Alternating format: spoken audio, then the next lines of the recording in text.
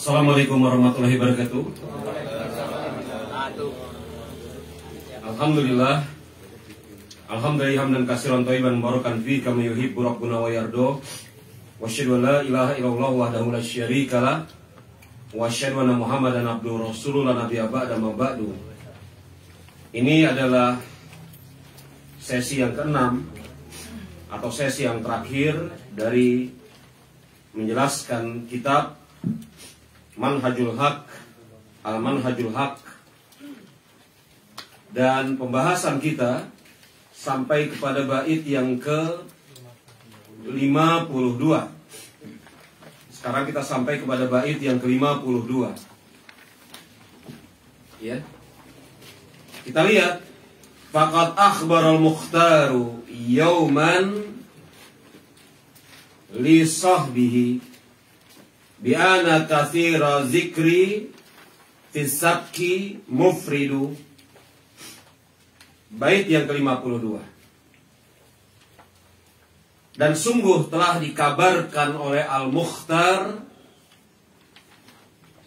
kepada para sahabatnya. Al-Mukhtar di sana maksudnya adalah Nabi kita Nabi Muhammad alaihi salatu wasalam. Ya.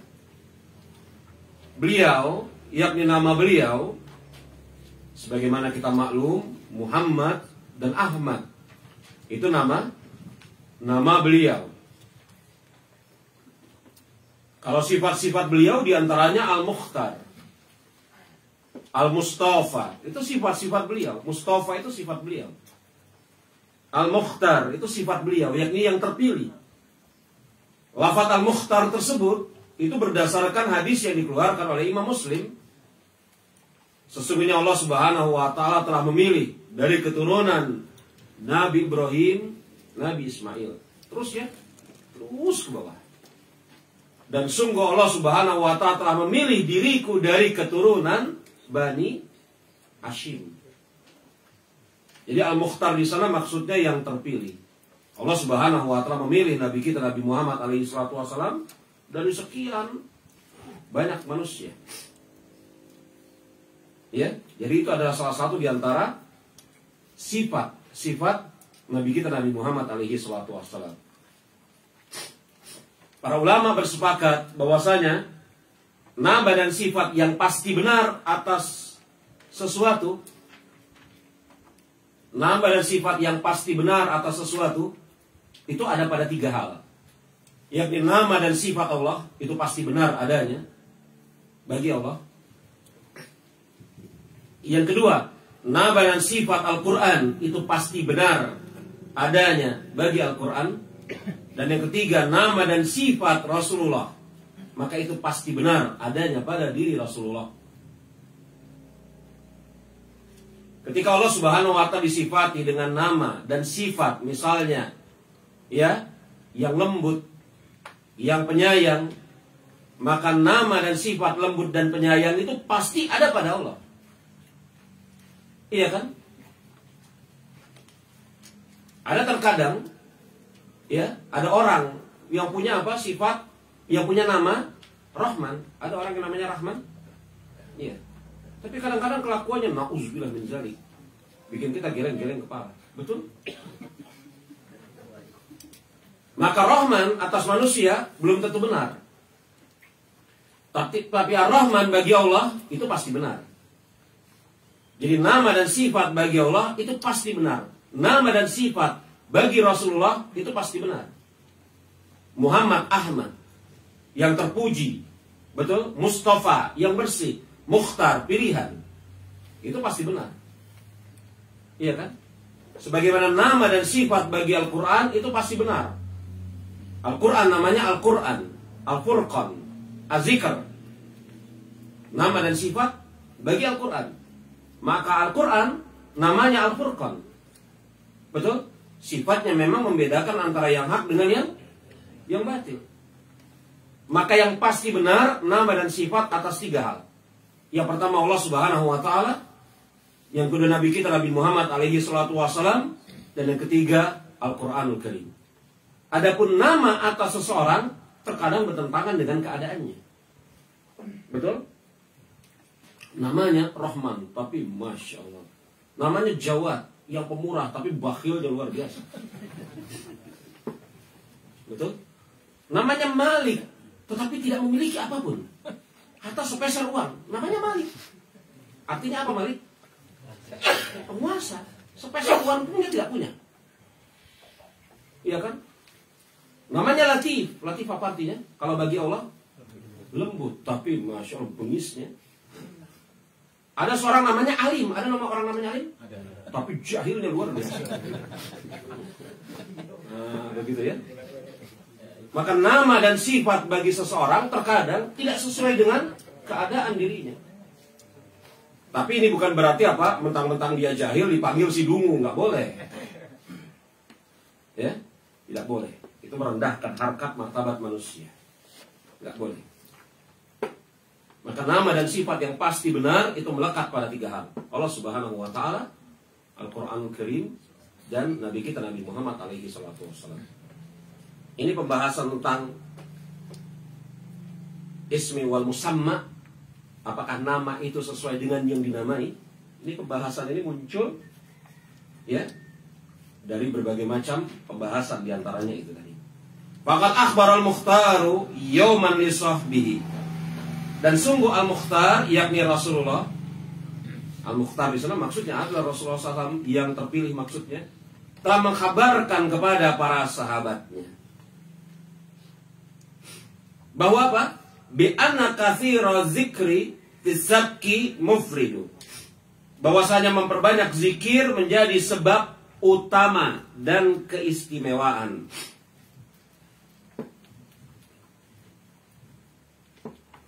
Jadi memperbanyak zikir adalah menjadi sebab seseorang utama dan seorang istimewa. Dalilnya mana? Hadis yang diriwayatkan oleh Imam Muslim. Antum bisa lihat dari Abu Hurairah, semoga Allah Subhanahu wa taala meridai beliau. Ya, yakni 3 baris dari atas dari bab yang ke-53.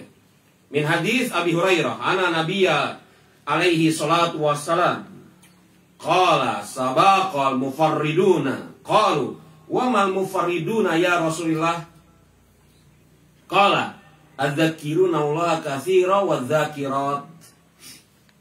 Abu Hurairah, semoga Allah Subhanahu wa taala meridai beliau berkata bahwasanya Nabi Muhammad alaihi salatu wasalam bersabda, sabaqal mufarridun, telah mendahului kalian al-mufarridun. Telah mendahului kalian al-mufarridun. Sabaqa itu mendahului. Mendahului kalian. Ya. Jadi mendahului kalian. Telah mendahului kalian al-mufarridun. Qalu, berkata para sahabat, wa mal mufarriduna ya Rasulullah. Mufarridun itu apa? Padahal mufarridun itu bahasa Arab. Maka terkadang ada kata-kata yang datang dari lisan Rasulullah, begitu juga yang datang dari sisi Allah Subhanahu wa taala, sebagian sahabat tidak mengetahuinya. Ya. Karena bahasa yang paling fasih adalah kalam Allah, kemudian kalamnya Rasulullah. Maklum itu ya. Persis seperti misalnya bahasa Indonesia. Kalau kemudian atas anak-anak sekarang misalnya ya, dihadapkan kamus besar bahasa Indonesia, atau bapak-bapak nih yang udah berumur, betul ya, menghadapkan kepada anak sekarang novel misalnya Layar Terkembang, anak zaman sekarang bingung ngebacanya. Apa ini? Padahal itu kata yang betul-betul ada di KBBI bahkan, betul? Ya. Maka bahasa kan seperti itu. Ya, semakin lama bahasa itu terkadang, bahkan ini fenomena yang ada, semakin tidak baik. Nah, iya kan? Nah, Rasul kita Nabi Muhammad alaihi salatu wasallam adalah orang yang memiliki kefasihan bahasa. Bahasa Arabnya fasih. Iya. Mengerti bahasa-bahasa yang banyak sekali para sahabat nggak paham gitu loh. Rasul mengatakan sabaqal mufarridun, telah mendahului kalian al-mufarridun. Ada sebagian sahabat nggak ngerti al-mufarridun ini apa. Maka mereka bertanya kepada Rasulullah, apa itu yang dimaksud dengan al-mufarridun ya Rasulullah?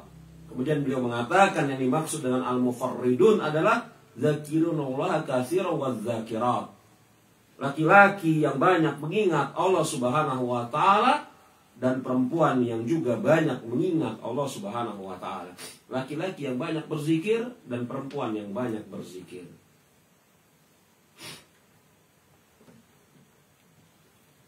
Jadi betul apa yang dikatakan oleh An-Nazim, bahwasanya apa? Bi ana katsiraz zikri fi sabki mufridu. Bahwasanya Nabi kita Nabi Muhammad alaihi salatu wasallam telah mengkhabarkan kepada para sahabatnya bahwasanya orang yang banyak berzikir maka dia akan mendahului, menjadikan sebab keutamaan dan keistimewaan. Bait yang ke-53. Wa wasa Mu'adzan yasta'inu ilahahu ala zikrihi wasyukri bihusni ya'budu. Dan beliau, yakni Rasulullah alaihi salatu wassalam, telah berwasiat kepada Mu'adz bin Jabal. Maklum, sahabat Rasulullah, sahabat yang mulia, wafat tahun 18 Hijriah. Ya, terkena pandemi tahun Mu'adz bin Jabal. Ya. Jadi Mu'adz bin Jabal ini kan diutus oleh Rasulullah ke Yaman. Betul? Beliau mengatakan, yakni Rasul mengatakan kepada Mu'adz bin Jabal, ya Mu'adz, sa'atati qaum min ahli kitab, falyakun awwala tad'uhum an tasyhadu annahu la ilaha illallah wa anna Muhammad Rasulullah. Wahai Mu'adz, engkau akan mendatangi ahli kitab. Hendaklah yang engkau pertama kali dakwahkan kepada mereka agar mereka bersaksi tidak ada ilah yang berhak diibadahi dengan sebenar-benarnya melainkan Allah dan Muhammad adalah Rasulullah. Betul ya? Nah ini dilakukan oleh Rasulullah. Rasul mengutus Mu'adz bin Jabal ke Yaman itu di sekitar tahun 6 atau 7 Hijriah. Betul? Dan Mu'adz bin Jabal tidak pernah pulang menuju kota Madinah sampai wafat. Dan dia wafat tahun 18 Hijriah. Jadi ketika Rasul wafat di kota Madinah, beliau tidak ada di kota Madinah. Maka ini menunjukkan kepada kita suatu qarinah yang sangat kuat. Kisah sujudnya Mu'adz bin Jabal kepada Rasul setelah dia balik dari Yaman adalah kisah yang sangat lemah. Kita pernah dengar ya? Mu'adz bin Jabal pulang dari Yaman, kemudian sujud kepada Rasulullah. Kemudian Rasul mengatakan, apa yang kau perbuat ini ya Mu'adz? Aku melihat itu mereka tuh, orang-orang Yaman, sujud kepada rahib mahrib mereka. Adapun engkau wahai Rasulullah lebih layak untuk dilakukan seperti itu dibanding rahib-rahib mereka. Ada kisah seperti itu, betul? Sujudnya Mu'adz bin Jabal kepada Rasul. Ini isyarat yang sangat kuat bahwasanya apa? Kisah itu adalah kisah yang lemah. Karena semenjak Rasul mengutus Mu'adz bin Jabal ke Yaman, Mu'adz bin Jabal tidak pernah pulang. Dan beliau wafat di tahun 18 Hijriah. Saya menulis suatu tulisan tentang lemahnya kisah sujud Mu'adz bin Jabal radhiyallahu anhu kepada Rasulullah. Akhir-akhir gitulah judulnya. Saya agak lupa judulnya. Bantaran mencari ya. Salaman atau Mu'adz? Hah? Salaman atau Mu'adz ya? Apa? Yang sujud kepada Mu'adz bin Jabal. Mu'adz bin Jabal. Nah, Anda mencari kan? Ada itu. Saya tulisnya mungkin udah ya belasan tahun yang lalu. Lemah itu kisahnya. Mu'adz bin Jabal, ya, yakni di dalam perjalanan hidup kaum muslimin semenjak zaman Rasulullah pertama kali terjadi pandemi itu pada tahun 18, 17, 18, 19 Hijriah. Iya kan? Tetapi yang paling besar mungkin yang terjadi pada zaman Al-Hafidz Ibnu Hajar Al-Asqalani. Sehingga kemudian apa? Dengan sebab pandemi tersebut menjadi salah satu sebab diantara kehilangan putri-putrinya. Ya? Sampai Ibnu Hajar buat tulisan Bahzul Mahjud, ya, Firodatil, apa judulnya? Bahzul Mahjud. Saya agak lupa judul bukunya. Tentang apa? Tentang hiburan bagi Bahzul Mauzud bil Auni Lupa saya judul bukunya. Iya. Kita lanjut dulu ya. Dan Nabi kita Nabi Muhammad alaihi salatu wassalam berwasiat kepada Muaz bin Jabal, yasta'inu ilahahu, agar Muaz bin Jabal meminta kepada beristi'anah atau meminta pertolongan kepada Allah Subhanahu wa taala. Yasta'in itu isti'anah, meminta pertolongan, ilahahu kepada ilahnya. Meminta pertolongan ala zikrihi wa syukri wa husni ya'budu. Meminta pertolongan kepada Allah agar Allah Subhanahu wa taala menolong dirinya agar bisa mengingatnya, itu yang pertama. Bersyukur kepadanya, itu yang kedua. Dan beribadah yang baik kepadanya, itu yang ketiga. Ala zikrihi wa syukri wa husni ya'budu. Jadi Nabi kita Nabi Muhammad alaihi salatu wassalam berwasiat kepada Muaz bin Jabal agar Muaz bin Jabal meminta pertolongan kepada Allah Subhanahu wa taala agar Allah Subhanahu wa taala mudahkan dia untuk mengingat Allah, bersyukur kepada Allah dan beribadah dengan cara yang sebaik-baiknya kepada Allah Subhanahu wa taala. Ini sebagaimana di dalam hadis yang diriwayatkan oleh Imam Ahmad. Antum bisa lihat 1 2 3 baris dari bawah. Ya. Dari riwayat Imam Abu Daud dan riwayat Imam Ahmad. Bahwasanya Nabi Muhammad alaihi salatu wasallam bersabda, "Ya Muaz, wallahi inni la uhibbuka. Wallahi inni la uhibbuka." Faqala usika ya Muaz. Apa kata beliau? Wahai Muaz, sungguh aku mencintaimu karena Allah. Demi Allah aku mencintaimu. Demi Allah aku mencintaimu. Kemudian Rasul bersabda, aku wasiatkan kepadamu wahai Muaz, la tad'anna fi duburi kulli salatin yaqulu. Dan hendaklah engkau tidak meninggalkan di setiap akhir salatmu ucapan, Allahumma inni ala zikrika wa syukrika wa husni ibadatik. Maklum doanya ya. Saya isyaratkan saja, ada khilaf di antara para ulama, doa ini dibaca kapan? Apakah setelah selesai sholat atau di dalam sholat di bagian terakhirnya? Setelah apa?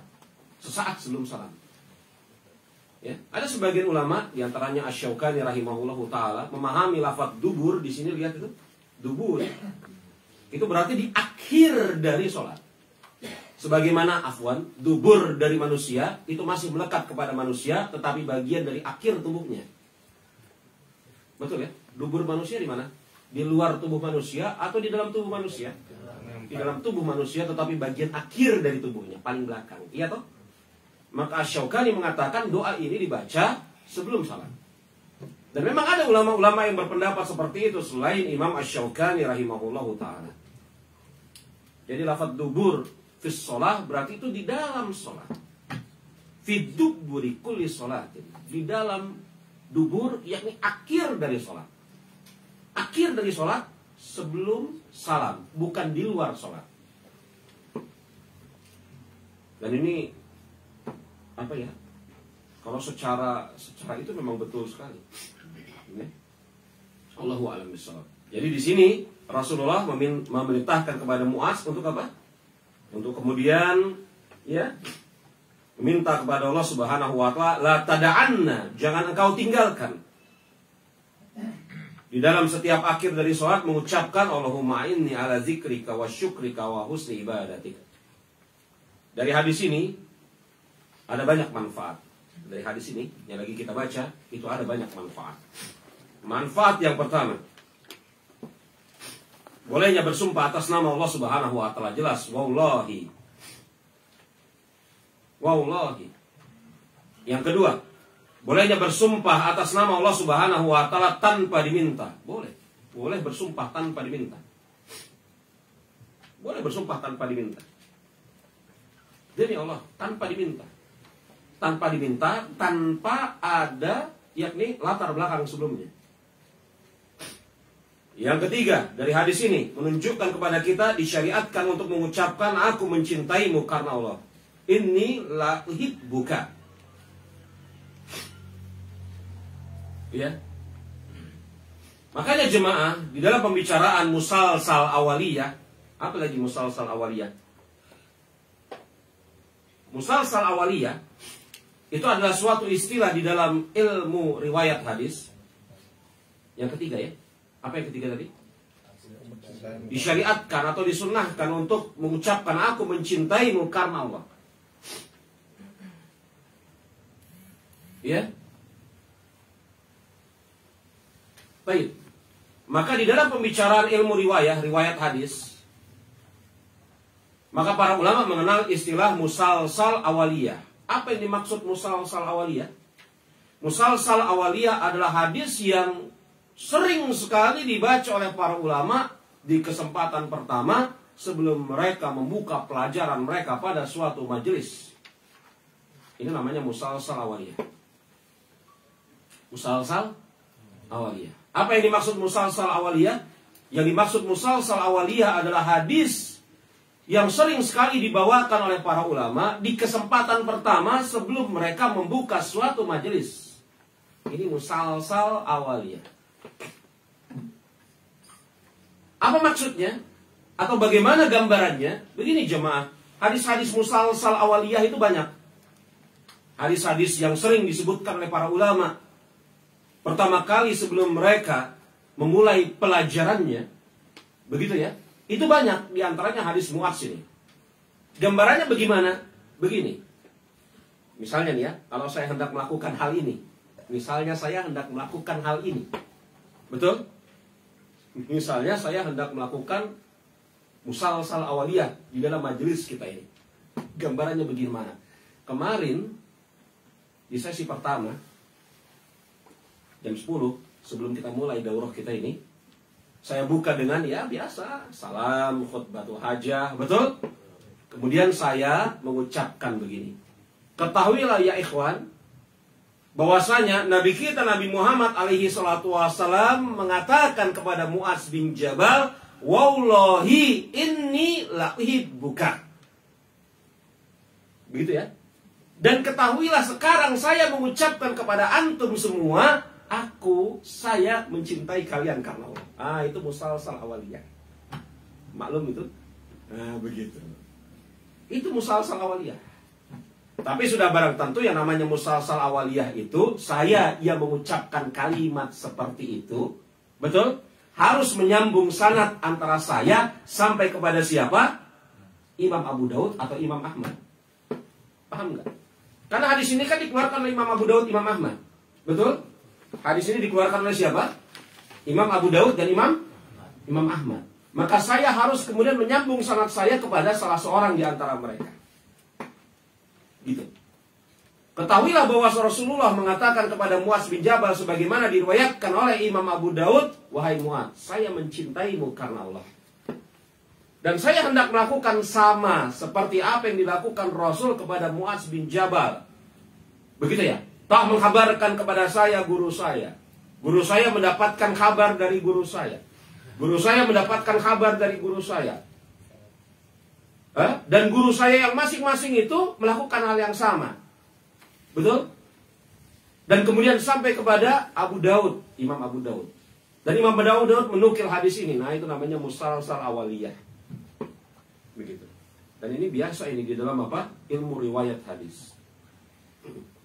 Itu namanya musalsal awaliyah. Di antara hadis musalsal awaliyah yang sering sekali dinukil oleh para ulama seperti ini. Hadis inni uhibbuka. Inni la uhibbuka. Kemudian Rasulullah mengatakan, usika ya Mu'adz, aku berikan engkau wasiat wahai Mu'adz. Ya, la tada'anna fi duburi kulli sholatin. Jadi hadis ini menunjukkan kepada kita faidah yang keempat. Bahwasanya semestinya seorang muslim melazimkan zikir ini.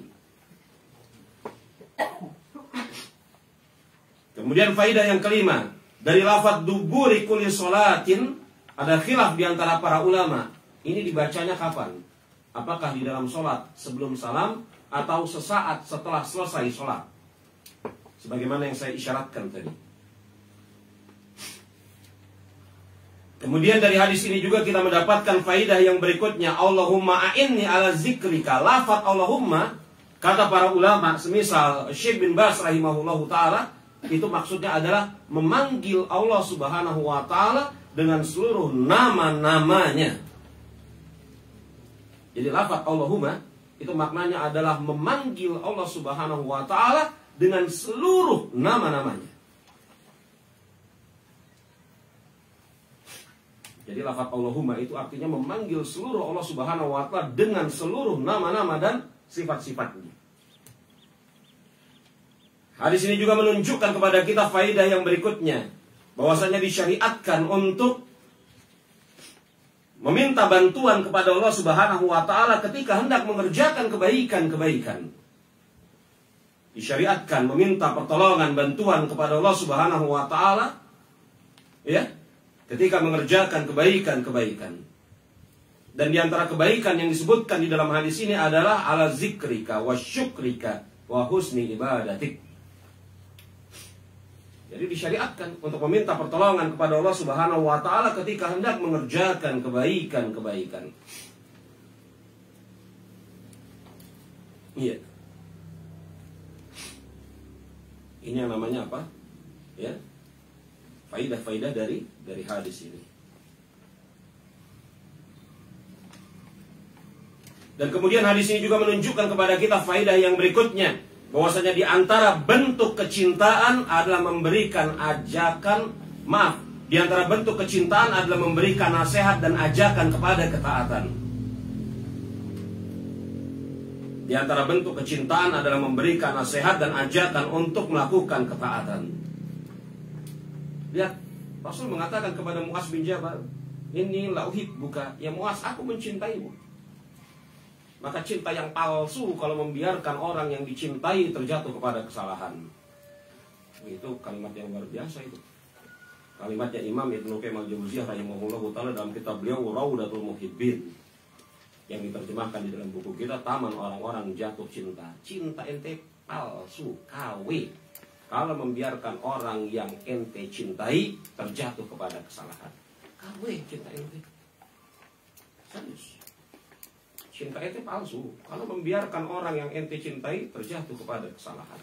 Di antara tanda cinta yang benar adalah menghendaki kebaikan pada orang yang dicintai.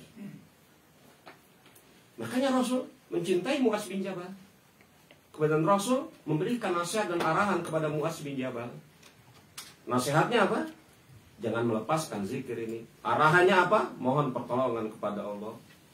Nasihatnya apa? Berzikir setelah selesai sholat atau sebelum akhir salam. Apa yang dibaca? Allahumma inni ala zikrika. Dan itu nasihat. Nasihat dan apa? Arahan dari Rasulullah.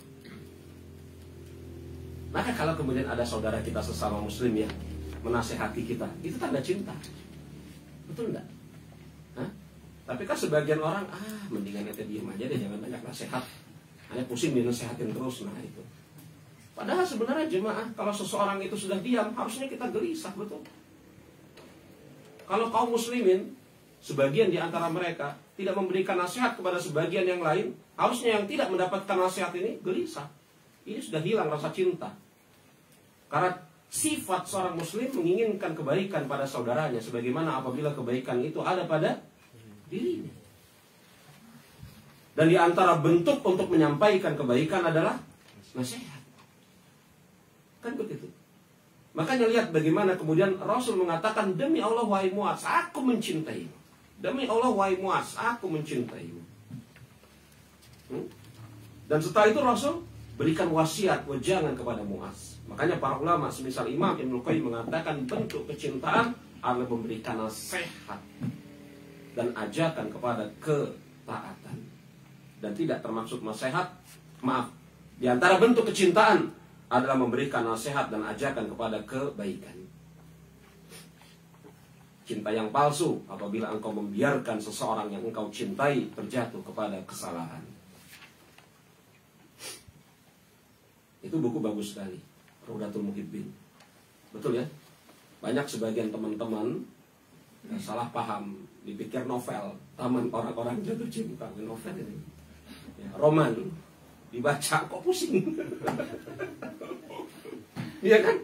Loh, ada yang ngaku seperti itu, Ustaz, saya pikirin novel Taman Orang-orang Jatuh Cinta dan Memendam Rindu. Dia beli, dia baca pusing.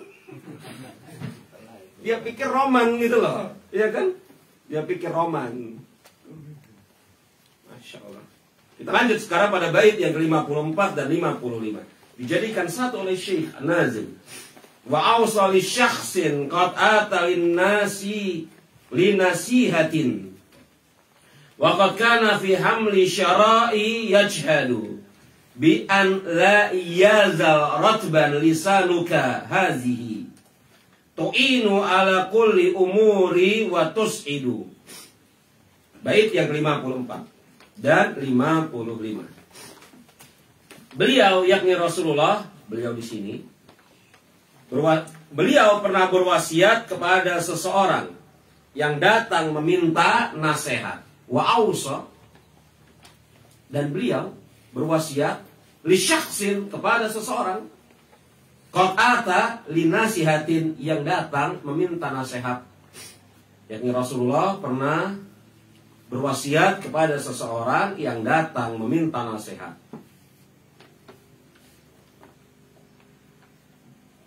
Wa qad kana fi hamli syara'i yajhadu, dan orang tersebut adalah orang yang semangat untuk mengerjakan syariat. Yajhadu, semangat untuk mengerjakan apa? Syara'i, syariat Allah Subhanahu wa taala. Apa wasiat Rasulullah kepada pemuda yang bersemangat ini? Bi an la yazal ratban lisanuka hazihi tu'inu ala kulli umuri wa tus'idu. Apa nasihat Rasul? Agar lisannya senantiasa basah agar senantiasa lisannya basah dengan sebab berzikir. Itulah sebab pertolongan dan kebahagiaan.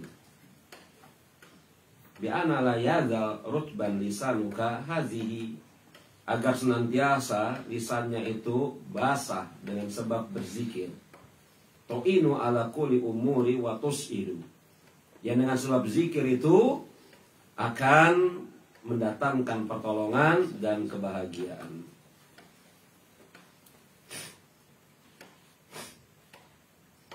Kemudian Syekh Abdul Razak menyebutkan, lihat itu di bawah bait yang ke-55, hazi faidatun azimatun min fawaid dzikr ala wahiyah. Di sini ada suatu faedah yang sangat besar dari faedah-faedah zikir. Ketahuilah bahwasanya zikir itu mempermudah hamba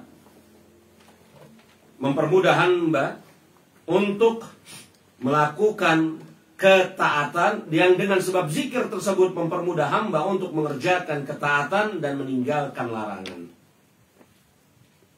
Di sini ada faedah yang sangat besar di antara faedah-faedah zikir, yakni dengan sebab zikir maka akan mempermudah seorang hamba untuk mengerjakan perbuatan-perbuatan taat dan meninggalkan larangan-larangan. Melakukan perintah dan meninggalkan larangan, maaf. Ya. Nah, pemuda tersebut siapa dia? Lihat 3 baris dari lafaz hazihi faidatun azimatun.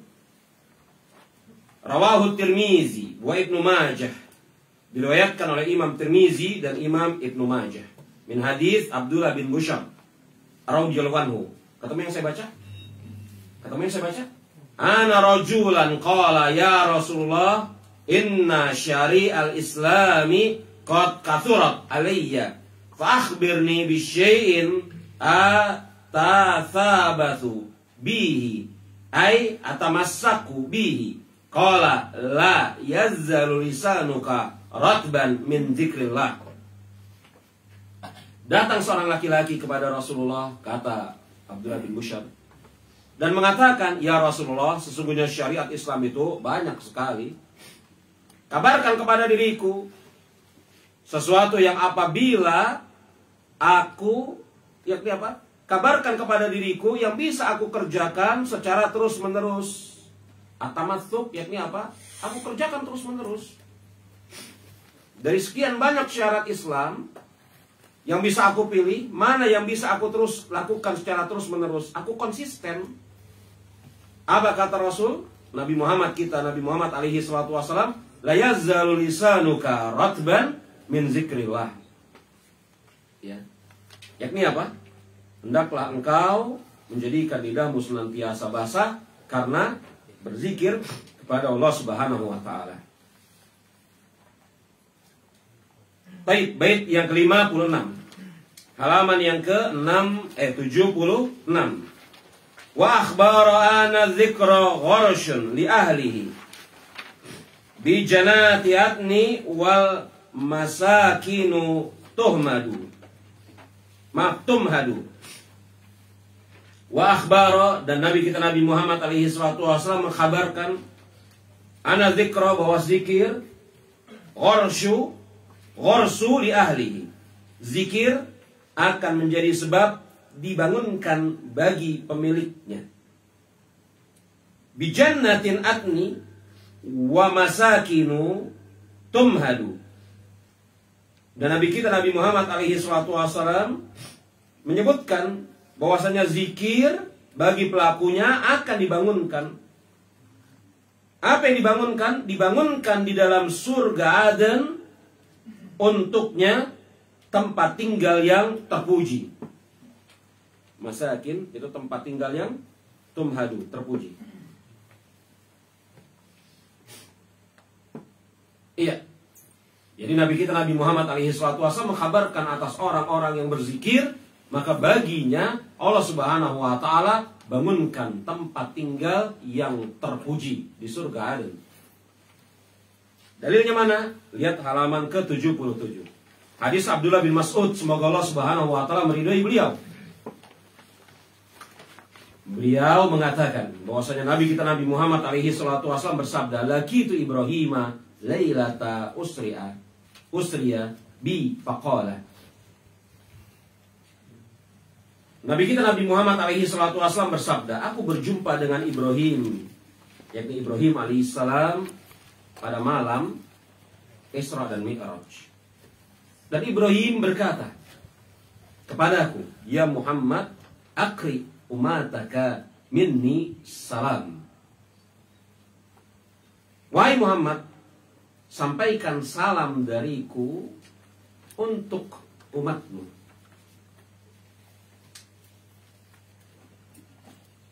Wa akhbiruhum, dan kabarkan kepada mereka, anal jannata thayyibatu turbati. Kabarkan kepada mereka bahwasanya surga itu yakni tanahnya baik, bagus. Turbah itu tanah, pasir. Wa azbahu ma, dan air di dalamnya menyegarkan. Wa annaha ki'anu wa anna ghirasaha, subhanallah. Ya, yakni apa? Air di dalamnya segar.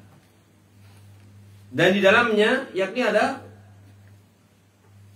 ghirasaha wa anna ghirasaha, subhanallah. Dan di dalamnya ada apa? Tumbuh-tumbuhan, pohon-pohonan. Ya, yang ditumbuhkan dengan sebab ucapan subhanallah, walhamdulillah, wala ilaha illallah, Allahu akbar. Iya. Baik. Ya. Kita lanjut kepada bait yang ke-57.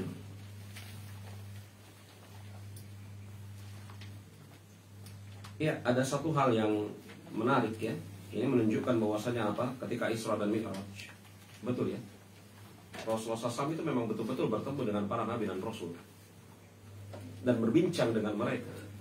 Makanya beliau mengatakan, laqitu Ibrahima lailata usriya faqala. Ketika malam Isra Mi'raj, aku berjumpa dengan Nabi Ibrahim alaihissalam. Aku berjumpa dengan Ibrahim dan dia berkata kepadaku, wahai Muhammad. Berarti memang betul-betul Nabi kita Nabi Muhammad alaihissalam berjumpa dengan para nabi dan rasul dan berbincang dengan mereka, seperti perbincangan Rasul dengan Nabi Ibrahim di sini, seperti perbincangan Rasul dengan Nabi Musa dalam masalah syariat sholat, betul? Ya? Dan di antara Nabi yang Rasul berjumpa ketika Isra dan Mi'raj siapa? Nabi Isa alaihissalam, betul ya? Makanya di antara hal yang menakjubkan dari ucapannya Imam Zahabi, Nabi Isa alaihissalam adalah sahabat Rasulullah yang wafat terakhir. Nabi Isa alaihissalam adalah sahabat Rasulullah yang wafat terakhir. Ini ucapan Imam Zahabi dalam Muqizah. Muqizah itu buku yang menjelaskan tentang mustalahul hadis. Loh, kok bisa begitu? Nabi Isa adalah sahabat Rasulullah yang wafat terakhir. Apa definisi sahabat? Seseorang yang berjumpa dengan Rasulullah. Bertemu Nabi Isa? Bertemu kapan? Isra Mi'raj. Seseorang yang berjumpa dengan Rasulullah dalam keadaan beriman. Nabi Isa beriman kepada syariat Rasulullah. Dari mana buktinya? Nah betul. Nanti diturunkan Allah Subhanahu wa taala pada saat akhir zaman, maka dia akan sholat di belakang Imam Mahdi. Jadi beriman kepada syariat Rasulullah, beriman. Dan mati dalam keadaan beriman. Yang namanya sahabat, seseorang yang berjumpa dengan Rasulullah dalam keadaan beriman dan mati dalam keadaan beriman. Betul? Apakah Nabi Isa akan mati dalam keadaan beriman? Jelas. Tapi apakah Nabi Isa sudah mati? Hah? Nabi Isa sudah mati? Belum. Tapi pasti mati? Mati. Berarti Nabi Isa sahabat yang terakhir, kata Imam Zahabi dalam Muqizah. Begitu. Ini mengherankan. Itu mengherankan. Itu sesuatu yang mengherankan dari Imam Zahabi dalam Al-Muqizah. Kan namanya sahabat tidak disyariatkan, maaf. Yang namanya sahabat kan tidak diharuskan meriwayatkan hadis dari sisi Rasulullah. Salah kalau kemudian dikatakan sahabat adalah orang yang harus meriwayatkan hadis dari sisi Rasulullah. Karena ternyata dari 114.000 sahabat lebih ketika hadir di Hajatul Wada, yang meriwayatkan hadis dari sisi Rasulullah nggak nyampe apa? Nggak nyampe 500. Tetapi apakah yang sekian banyak selain 500 itu bukan sahabat beliau? Sahabat beliau. Mereka menyaksikan Rasulullah, beriman kepada Rasulullah, wafat dalam keadaan beriman. Dan definisi sahabat yang telah kita sebutkan tadi adalah definisinya Imam Ibnu Hajar dalam Nukhbatul Fikar. Betul? Kalau kita terapkan definisi Ibnu Hajar dalam Nukhbah ini kepada siapa? Kepada Nabi Isa, masuk semua. Maka kata Az-Zahabi, Nabi Isa sahabat yang terakhir wafat. Dia beriman kepada syariat Rasulullah, tapi belum wafat, tapi pasti akan wafat. Begitu. Iya. Ayo, yaitu pernak-pernik apa? Pernak-pernik ilmu yang mengherankan sekaligus menakjubkan gitu loh ya. Pernak-pernik ilmu yang mengherankan sekaligus menakjubkan. Nggak kebayang antum ya, Nabi Isa dikatakan sahabat oleh Imam Zahabi. Iya. Setahu saya tidak ada yang mengatakan Nabi Isa sahabat kecuali Imam Zahabi, setahu saya. Tapi kalau kemudian definisi sahabat itu dicocokkan kepada definisi yang ada pada diri Nabi Isa, ya cocok. Dan Nabi Isa belum mati. Iya kan? Tapi pasti. Nah, begitu. Baik. Kita lanjutkan. Itu jangan terlampau dipikirin lah ya. Itu hanya pernak-pernik sekedar lewat aja gitu ya. Itu jangan dipikirin. Gimana, Pak? Nyambung ini ya. Nyambung apa? Pernak-pernik ya. Iya, itu sekedar lewat aja. Itu bukan materi inti sebenarnya. Tapi kan kita tahu bahwasanya ketika Rasul Isra dan Mi'raj diantaranya beliau bertemu dengan Nabi Isa. Bertemu dengan Nabi Isa. Bertemu. Ada 5 orang Nabi, 5 atau 7 ya, lupa saya. Di antaranya Nabi Isa, Nabi Musa, Nabi Isa, Nabi Ibrahim. Ketemu Rasulullah dengan mereka semua. Kalau dengan Nabi Ibrahim jelas ya, Nabi Musa tentang syariat sholat, betul? Jelas. Iya. Kita lanjutkan bait yang ke-57. 57 ya.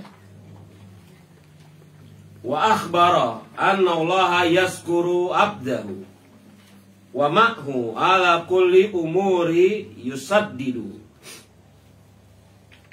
Dan beliau mengkhabarkan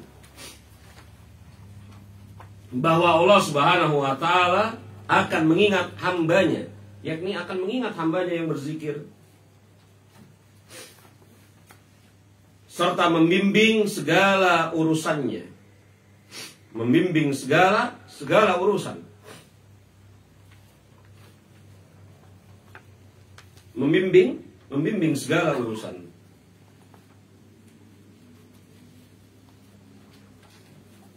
Ya. Membimbing segala urusan hambanya yang banyak berzikir. Jadi dari bait yang ke-57, maka di sana ada 2 faidah dari berbagai macam faidah zikir.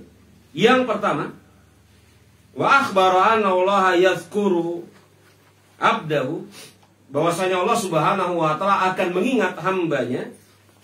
Ini faidah yang pertama, bahwasanya Allah Subhanahu wa taala akan mengingat hamba-hambanya yang mengingat Allah Subhanahu wa taala. Ini maklum dalam surat apa? Al-Baqarah ayat ke-152. Faskurni azkurkum. Faskuruni azkurkum. Ingatlah kalian kepadaku, niscaya aku akan mengingat kalian.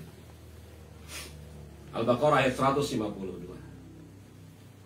Jadi hamba yang mengingat Allah, maka Allah Subhanahu wa taala akan mengingatnya. Kalau seorang hamba mengingat Allah Subhanahu wa taala dengan penuh pengagungan dan kemuliaan, maka Allah Subhanahu wa taala akan mengagungkan dan memuliakan hamba tersebut. Al-jaza' min jinsil amal. Betul? Apabila seorang hamba mengingat Allah dalam bentuk mengagungkan dan memuliakan Allah Subhanahu wa taala, maka Allah Subhanahu wa taala akan mengingat hamba tersebut dalam bentuk mengagungkan dan memuliakan hamba tersebut. Jaza' min jinsil amal. Sebagaimana apabila hamba mengingat Allah dalam makna dia mengingat Allah ketika melakukan kemaksiatan, maka Allah Subhanahu wa taala juga akan mengingatnya untuk mengazabnya nanti pada hari kiamat. Loh iya. Ini ucapan Abdullah bin Abbas radhiyallahu anhu. Ibnu Abbas ditanya sama murid-muridnya. Bagaimana apabila ada seseorang melakukan kemaksiatan sambil mengingat Allah? Apakah Allah Subhanahu wa taala akan mengingatnya juga? Kan lafaz ayatnya umum. Ingatlah kalian kepada aku, niscaya aku akan mengingatmu. Begitu ayatnya kan? Al-Baqarah. Ini 152. Ingatlah kalian kepada aku, niscaya aku akan mengingatmu. Nah, atas ayat ini Ibnu Abbas ditanya, bagaimana apabila ada seorang hamba melakukan kemaksiatan kepada Allah sambil mengingat Allah? Apakah Allah akan mengingatnya juga? Betul, kata Ibnu Abbas. Allah akan mengingatnya dan tidak akan lupa untuk mengazabnya. Ada orang yang melakukan kemaksiatan sambil mengingat Allah? Bismillah. Main ski, ya kan? Apa namanya itu? Ngintip kartu ya. Alhamdulillah menang nih. Sambil ngeraup duit gitu kan. Judi alhamdulillah coba. Jadi mengingat Allah dalam keadaan melakukan kemaksiatan. Ada ya? Ada kayak gitu. Ada ya? Alhamdulillah. Sampai sujud syukur dia tuh. Ada kan? Lo ada, jangan dikira saya ngarang-ngarang, coba menang joget dangdut. Ada saya untuk bertanda memang. Lo betul kan? Ada orang menang kontes joget dangdut, sujud dia, betul?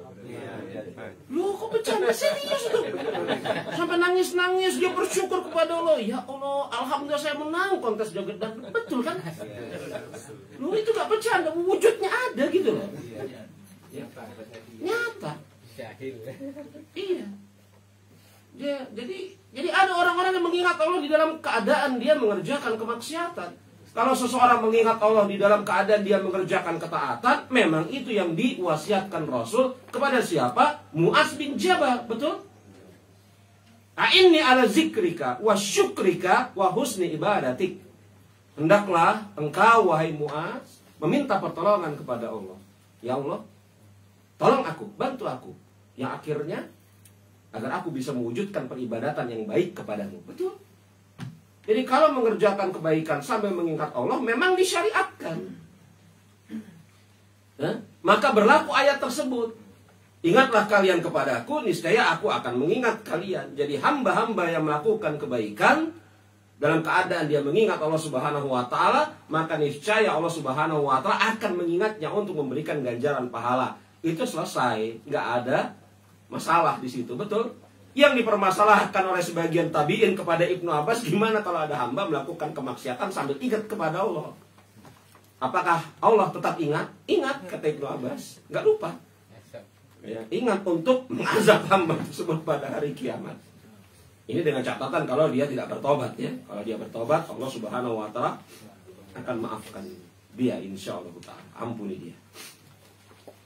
Lanjut ya. Yang kedua, faidah kedua dari zikir.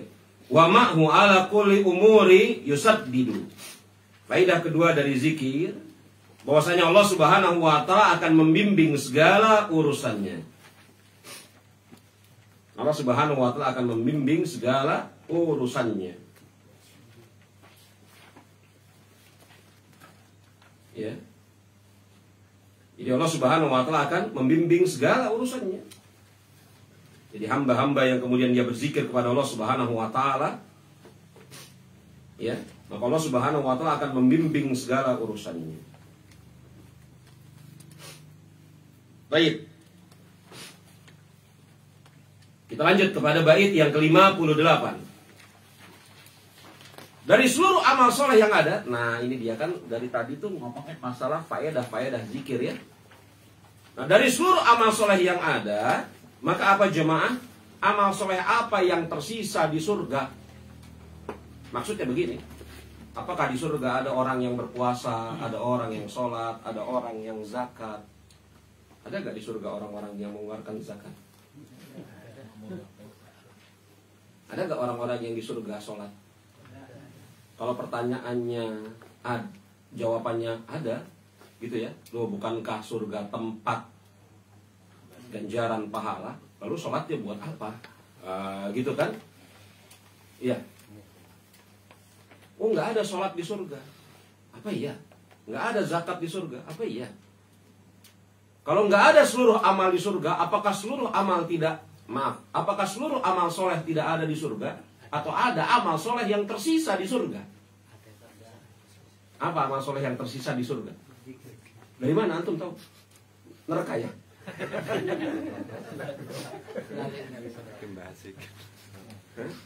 Neraka ya? Oh, pernah dengar ya? Bagus lo pernah dengar. Betul. Jadi sebagian ulama berpendapat bahwasanya dari seluruh amal soleh yang dikerjakan hamba di muka bumi, maka tidak tersisa amal soleh kecuali hanya zikir. Jadi nggak ada sholat, nggak ada zakat, nggak ada mau nyembelih binatang kurban. Panitianya siapa coba? Panitianya siapa? Siapa panitianya? Nggak ada. Sebagian ulama berpendapat tidak ada amal-amal soleh di surga. Karena surga tempat ganjaran atas amal-amal soleh yang dikerjakan manusia di muka bumi. Nggak ada. Tidak ada sama sekali kecuali satu, yakni zikir. Sebagian ulama mengatakan ada amal-amal soleh yang lain selain zikir. Tetapi di dalam makna seseorang mengerjakan amal soleh tersebut tidak dalam rangka mencari ganjaran, tetapi karena hendak merasakan kenikmatan mengerjakan amal soleh. Nggak nyari ganjaran lagi gitu loh. Betul ya? Nah, Allahu a'lam bishawab, nampaknya yang dikuatkan oleh Syekh rahimahullahu ta'ala An-Nazim, bahwasanya tidak ada amal soleh yang tersisa di surga kecuali zikir. Lihat bait yang ke berapa? 58. Wa akhbara anna dzikra yabqa bi jannatin. Ketemu yang kita baca? Wa yanqati'u taklifu hinna yukhalladu. Wa akhbara, dan Nabi kita Nabi Muhammad alaihi salatu wassalam, ya memang ini kan perkara gaib ya. Enggak boleh seseorang mengira-ngira. Harus berdasarkan pengkhabaran yang gaib. Dan mengkhabarkan Nabi kita Nabi Muhammad alaihi salatu wassalam, ana dzikra yabqa bi jannatin, bahwasanya zikir adalah amal yang tersisa di surga, amal soleh yang tersisa di surga. Wa yanqati'u taklifu hina yukhalladu. Yakni Rasulullah mengkhabarkan bahwasanya zikir adalah amal soleh yang tetap berada di dalam surga. Wayanqati'u taklifu, dan terputus semua amal soleh hina yukhalladu, ketika seorang hamba memasukinya. Yakni memasuki apa? Memasuki surga.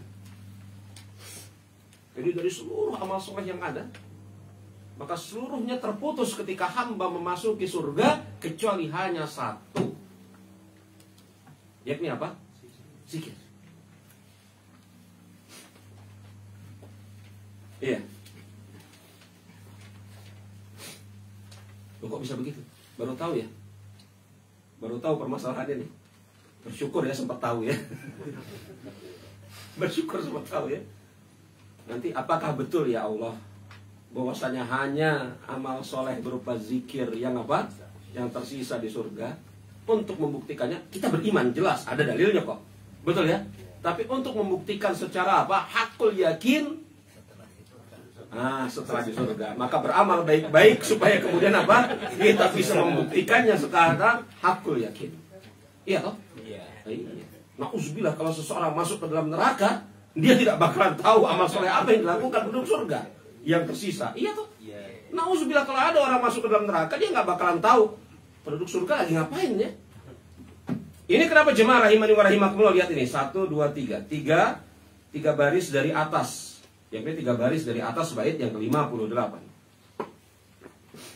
Indama, ya, ketika Rasulullah SAW menyebutkan tentang awal zumratin yadkhulunal jannata.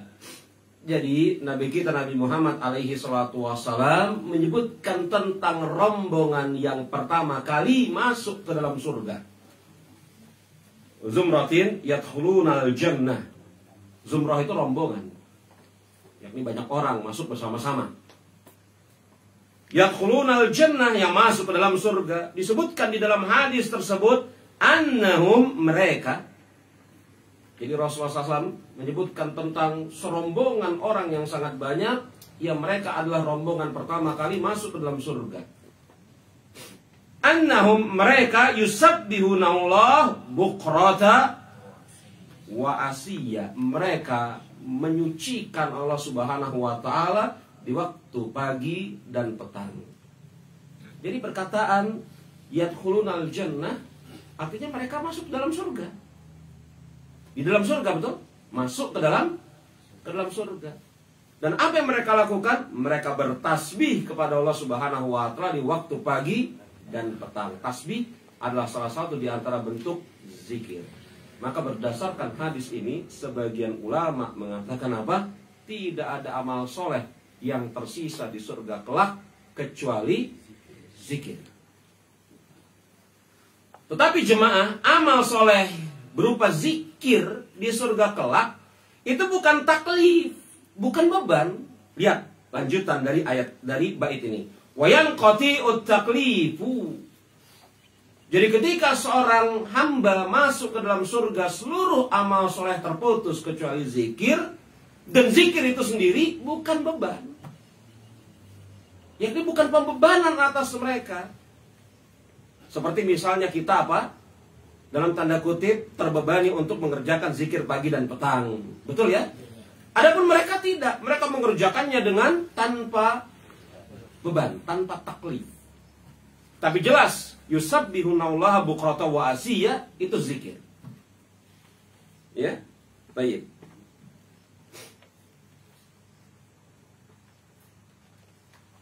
Belum lagi ini kalamnya Syekh Sa'di dalam tafsir beliau ketika beliau menafsirkan firman Allah Subhanahu wa taala. Ya. Lihat ini. Di bawahnya, betul? Qala Ibnu Sa'di atau qala Ibnu Sa'di rahimahullahu taala fi tafsir qaulihi ta'ala. Dan berkata Syekh Abdurrahman bin Nasir As-Sa'di rahimahullahu taala di dalam tafsirnya ketika menafsirkan firman Allah Subhanahu wa taala dalam surat Yunus, dakwahum fiha subhanaka Allahumma wa bihamdi wa dakwahum fiha subhanaka Allahumma wa tahiyyatuhum fiha salamun wa akhiru dakwahum alhamdulillahi rabbil alamin. Doa mereka adalah subhanaka, maha suci engkau ya Allah.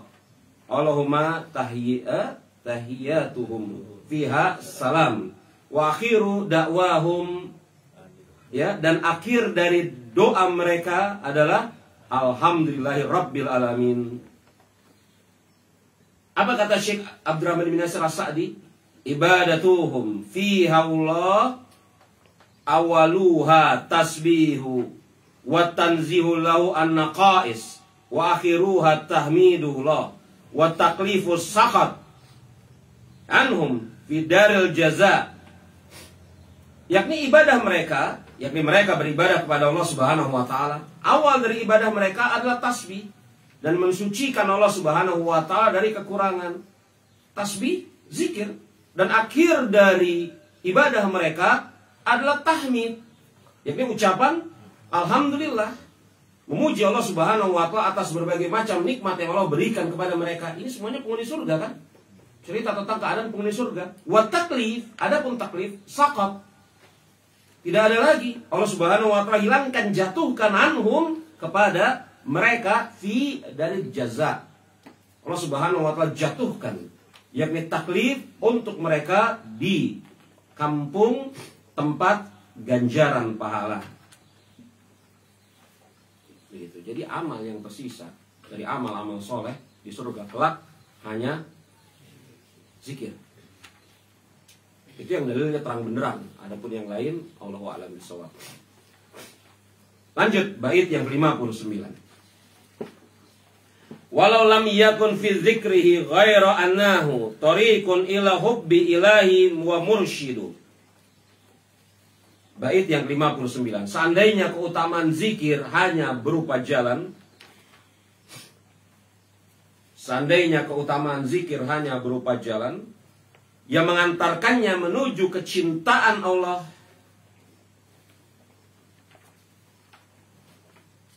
seandainya zikir merupakan jalan yang menghantarkannya kepada kecintaan Allah Subhanahu wa taala,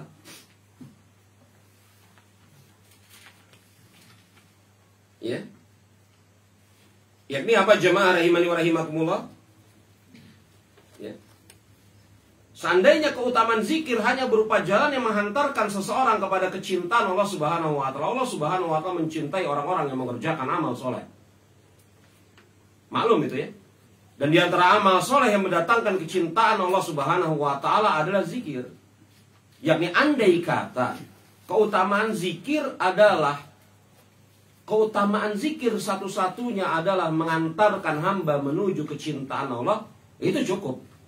Nah, kira-kira begitu maksudnya. Kira-kira begitu maksudnya. Andai kata cuma satu, lalu bagaimana lagi kalau kemudian apa? Faidah dari zikir sedemikian banyak. Ya.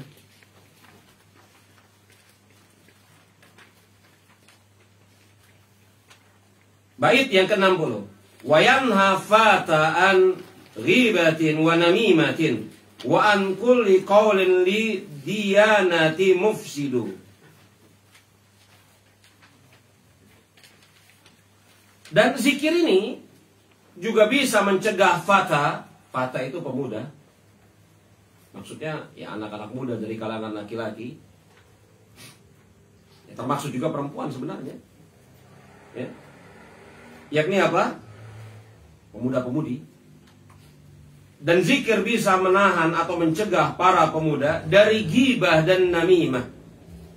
Serta setiap ucapan wa an kulli qaulin, dan dari setiap ucapan li diyanati mufsidu, dan dari setiap ucapan mufsidu rusak atau merusak li diyanat agama, atau dari setiap ucapan yang merusak apa?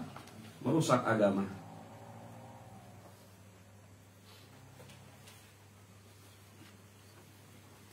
Iya kan? Ketika Rasulullah SAW mengatakan kepada Mu'adz bin Jabal, sesungguhnya ada orang yang dicampakkan dalam neraka dengan sebab ucapan-ucapannya. Betul?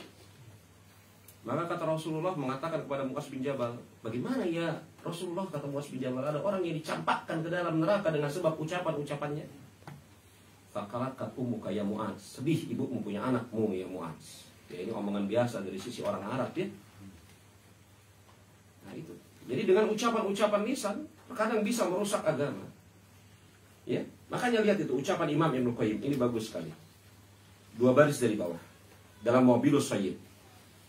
Inna fi istighali bizikri istighalan an kalamin batil minal ghibati wal lahwi wa madhin nasi wa dhammihim wa ghairi dzalik fa inna lisana la yaskutu batah fa imma lisanun zakirun wa imma lisanun laghun wa la budda min ahadihima. Kata Imam Ibnu Qayyim, sesungguhnya apabila lisan itu tidak berzikir, apabila lisan itu tidak disibukkan dengan zikir, maka dia pasti akan sibuk untuk mengucapkan ucapan yang batil. Pasti. Kalau lisan tidak disibukkan dengan zikir, maka dia akan tersibukkan dengan mengucapkan ucapan-ucapan yang batil, berupa ghibah atau lahwi, yakni ucapan yang sia-sia, atau memuji, menyanjung manusia, atau bahkan mencela mereka, atau sesuatu yang lain. Fa inna lisan, karena sesungguhnya lisan la yaskut, jarang sekali lisan itu bisa berhenti. Ngoceh ada mulutnya. Berhentinya kapan? Kalau lagi tidur. Kadang-kadang tidur aja ada yang ngomong. Lagi makan aja ngomong ya, sampai keluar-keluar nasi. Lisan. Berhentinya itu yang pasti kalau mati.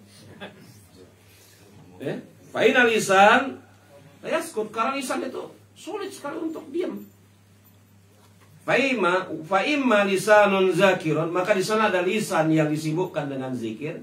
Wa imma lisan lahun, dan di sana juga ada lisan yang kemudian sibuk dengan sesuatu yang tidak bermanfaat. Wala budda min ahadihima, maka pasti lisan itu tidak akan lepas dari salah satu di antara keduanya.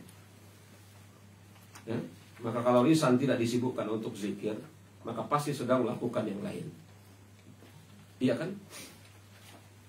Baik. Kita masuk kepada bait yang ke-61. Lakana lana hazzun azimun wa rahbatun bi kasrati dzikrillahi ni'ma muwahadu. Bait yang ke-61. Maka cukup itu, yakni cukup itu cukup bagi kita, ya. Apa yang telah disebutkan tadi dari faidah-faidah zikir menunjukkan kedudukan yang sangat besar. Lakana lana hadzun azimun. Maka bagi kita, apa yang telah disebutkan tadi itu menunjukkan kedudukan yang sangat besar. Warahbatun, dan menjadi pendorong atas diri kita. Pendorong buat ngapain? Bikasrati zikrillahi, untuk banyak mengingat Allah Subhanahu wa taala. Ni'mal muwahadu, untuk banyak mengingat Allah Subhanahu wa taala atas nikmat-nikmat yang Dia berikan kepada kita.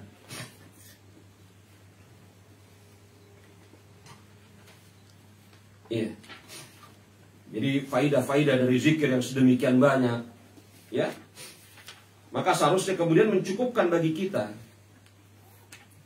untuk apa? Untuk menunjukkan kedudukan yang sangat agung lagi besar atas zikir tersebut. Pendorong untuk mengingat banyak nikmat Allah Subhanahu wa taala. Ya. Baik. Kita lanjutkan kepada bait yang ke-62. Walakinnana min jahlina qala dzikruna kama qala minal ilahi ta'abbudu. Akan tetapi walakinnana akan tetapi atas kita, akan tetapi dengan sebab kejahilan kita, maka sedikitlah kita mengingat Allah. Qalla itu sedikit, zikruna, mengingat Allah. Kama qala minna li ilahi ta'abbudu. Dan juga kurang kita beribadah kepada Allah Subhanahu wa taala. Jadi di dalam bait ini disebutkan, ya, sebab mengapa seseorang kemudian lalai dari berzikir kepada Allah Subhanahu wa taala. Sebab yang pertama, karena kejahilan akan kedudukan Rabb Azza wa Jalla dan faidah-faidah yang sedemikian banyak dari zikir. Walakinnana min jahlina, dengan sebab kejahilan kita, ya dengan sebab kejahilan kita akan kedudukan Allah Subhanahu wa taala yang sedemikian tinggi, agung, mulia. Yang kata Al-Imam An-Nazim, di antara alasan mengapa Allah Subhanahu wa taala wajib kita puji adalah Dia telah memberikan kepada kita nikmat. Lihat bait yang ke-61. Iya kan? Bahkan para ulama semisal Imam Ibnu Qayyim mengatakan, andai kata nikmat pemberian Allah itu, ya, andai kata nikmat pemberian Allah Subhanahu wa taala itu diucapkan dengan ucapan alhamdulillah untuk mensyukurinya, maka ucapan syukur alhamdulillah itu merupakan nikmat yang harus disyukuri kemudian. Maksudnya apa? Saya ulangi ucapan Imam Ibnu Qayyim. Andai kata nikmat Allah Subhanahu wa taala yang Allah berikan kepada kita, kita ucapkan alhamdulillah untuk mensyukurinya, maka ucapan syukur alhamdulillah itu adalah nikmat Allah Subhanahu wa taala yang datang kemudian yang wajib kita syukuri. Andai kata kemudian ucapan alhamdulillah yang datang kemudian itu adalah rasa syukur kita kepada nikmat yang kita syukuri, maka ucapan tersebut adalah nikmat Allah Subhanahu wa taala yang wajib kemudian kita syukuri sekali lagi. Andai kata nikmat mengucapkan alhamdulillah yang sekali lagi itu adalah suatu nikmat yang wajib disyukuri, maka kita wajib untuk mengucapkan alhamdulillah untuk kesempatan yang berikutnya. Lalu sampai kapan? Nggak berhenti. Makanya disebutkan, ya, karena nikmat Allah Subhanahu wa taala itu wajib kita syukuri. Di antaranya dengan mengucapkan alhamdulillah. Dan mengucapkan alhamdulillah itu nikmat Allah Subhanahu wa taala. Betapa banyak orang yang mendapatkan nikmat Allah tidak mengucapkan alhamdulillah. Berarti mengucapkan alhamdulillah ada nikmat Allah yang lain. Nikmat mengucapkan alhamdulillah wajib disyukuri juga. Akhirnya apa? Tasalsul, nggak habis-habis. Maka kenapa orang tidak berzikir mengingat Allah Subhanahu wa taala? Walakinnana min jahlina. Qalla zikruna, dengan sebab kejahilan kita, maka itulah yang menjadikan kita sedikit berzikir kepada Allah Subhanahu wa taala. Kama qala minna li ilahi ta'budu. Sebab yang kedua, kenapa seseorang itu sedikit berzikir kepada Allah Subhanahu wa taala? Karena juga hamba tersebut kurang beribadah kepada Allah Subhanahu wa taala. Kurang beribadah kepada Allah Subhanahu wa taala. Iya. Kemudian bait yang ke-63. Dan ini yakni apa? Ajakan Syekh Al-Imam An-Nazim, bait yang ke-63. Wasal Rabbuka taufiqa wal fawza daima, fama khabba abdun limuhaimini yafsidu. Bait yang ke-63. Wasal, mintalah kepada Rabbmu taufik dan fauza, keselamatan. Terus menerus, daiman, terus menerus. Mintalah kepada Rabbmu taufik dan keselamatan terus menerus. Fama khabba, dan tidak akan merugi abdun, hamba, dan tidak akan merugi hamba lil muhaimini yaksidu, tidak akan merugi seorang hamba yang mendekat kepada Rabbnya.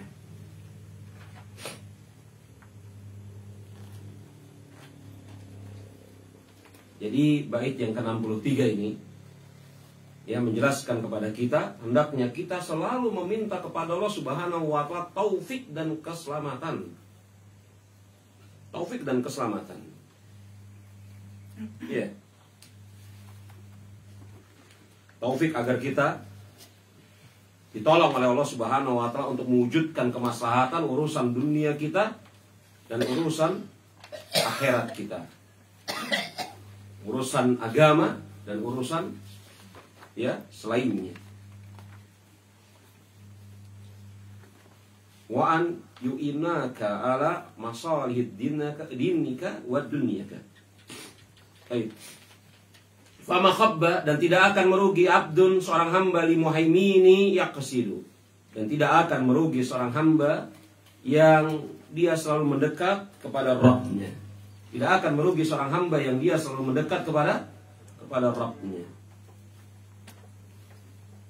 Karena sebagaimana yang telah kita sebutkan pada kesempatan yang kemarin, di hari kemarin, bahwasanya hamba yang mendekat kepada Rabb-nya, meminta kepada Rabb-nya, maka Allah Subhanahu wa taala mengatakan apa? Wa iza sa'alaka ibadi anni fa inni qarib ujibu da'watad da'i iza da'an. Dan apabila hamba-hambaku ya bertanya tentang diriku, maka katakanlah bahwasanya aku sungguh sangat dekat. Aku akan menjawab doa-doa hambaku apabila mereka berdoa kepadaku. Fal yastajibu li wa yu'minu bi la'allahum yarshudun. Bait yang ke-64. Wasalli ilahi ma salamin wa rahmatin. Semoga salawat dari Allah ma salamin wa rahmatin. Semoga salawat dari Allah ma itu ma'a. Kok bisa-bisanya mak gitu ya? Kan ma'a. Itu tadi tuh darurat apa? Darurat syair. Itu kan ma'a harusnya. Wa sholli ilahi ma'a salamin wa rahmatin. Nah, itu darurat syair tuh. Ma. Biar wazannya timbangannya pas gitu ya. Dan salawat dari Rabb serta salam dan kerahmatannya ala khairi man qad kana li khalqi yurshidu. Semoga salawat dari Allah dan salam serta rahmatnya diberikan kepada apa? Kepada sebaik-baik makhluk ciptaannya, yakni kepada Nabi kita Nabi Muhammad alaihi salatu wassalam. Ya, semoga salawat dan salam serta rahmatnya Allah Subhanahu wa ta'ala curahkan, berikan kepada Nabi kita Nabi Muhammad alaihi salatu wassalam.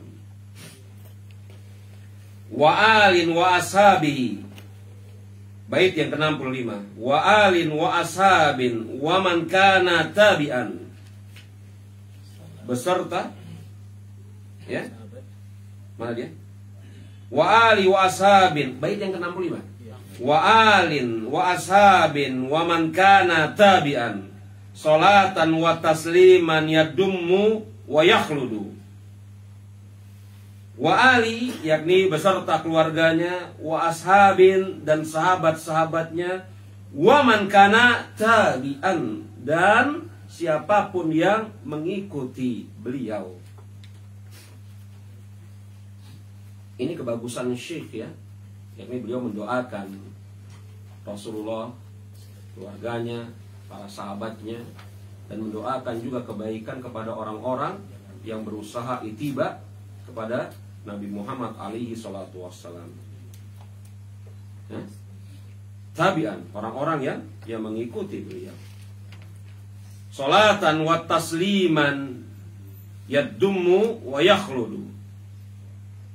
Ya, salawat dan salam yadummu senantiasa ada dan terlimpah kepada beliau. Maka ya, bait ke-64 sampai dengan bait yang ke-65 ini adalah penutup dari kitab ini, yakni An-Nazim Syekh Abdurrahman bin Nasir As-Sa'di rahimahullahu taala. Sebagaimana kebiasaan para ulama bersalawat dan menyampaikan salam kepada Rasulullah alaihi salatu wassalam, juga kepada keluarga beliau, sahabat-sahabatnya. Dan di antara bentuk kebagusan akhlak An-Nazim Syekh Abdurrahman bin Nasir As-Sa'di rahimahullahu taala adalah apa? Beliau juga mendoakan orang-orang yang berusaha untuk mengikuti nabinya Nabi Muhammad alaihi salatu wassalam dengan doa yang terbaik. Ya. Dan atas Rasulullah ada salawat dan ada salam. Yang salawat dan salam itu tidak terputus, yadummu.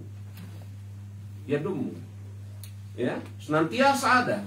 Karena di muka bumi ini pasti di setiap waktu ada orang yang bersalawat dan salam kepada Rasulullah. Pasti. Pasti. Tidak terputus. Di muka bumi ini pasti ada orang yang, jadi ucapan salatan wa tasliman yaddumu wa yakhludu, salawat dan salam tertuju kepada Rasul terus menerus. Karena di muka bumi ini pasti ada orang yang sedang bersalawat kepada Rasul di setiap keadaan, di setiap waktu. Kalau majelis ini bubar, entah di mana ada majelis yang lain bersalawat kepada Rasul. Betul? Hah? Kalau di sini nanti apa namanya?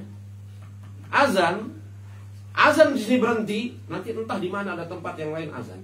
Maka di muka bumi ini tidak ada tempat yang kosong dari orang yang bersalawat kepada Rasul dan bersyahadat kepada Allah. Tidak ada. Maka pasti ada di satu waktu di muka bumi ini, ya, orang yang bersyahadat kepada Allah dan salawat serta salam kepada Rasul. Yaddumu, pasti ada. Kalau tidak di sini, di tempat lain. Kan kita tahu ya, bahwasanya waktu azan itu kan bergeser. Hah? Sekarang di sini 1 menit lagi pindah, bergeser dari sisi kita terus sampai kemudian muncul lagi 24 jam kemudian di waktu yang sama di sini lagi. Ingat tuh? Baik ke arah atas ke bawah, dari tempat kita di kanan, kiri, utara, selatan, barat, timur, pasti ada lafaz salawat dan salam tertuju kepada Rasulullah. Pasti ada. Yadummu, tidak pernah terputus. Itu bentuk pemuliaan Allah Subhanahu wa ta'ala kepada Rasulnya, ya? Dan telah kami jadikan panggilan Muhammad, dan telah kami jadikan panggilanmu wahai Muhammad panggilan yang mulia. Wa rafa'na lahu dzikra, dan kami tinggikan panggilanmu. Alhamdulillahirabbil alamin. Selesai pembahasan kita dari kitab ini, ya. Dan sebagaimana yang kita agendakan, mungkin ada pertanyaan dari antum, saya persilahkan. Kalau ada pertanyaan dari antum, saya persilahkan.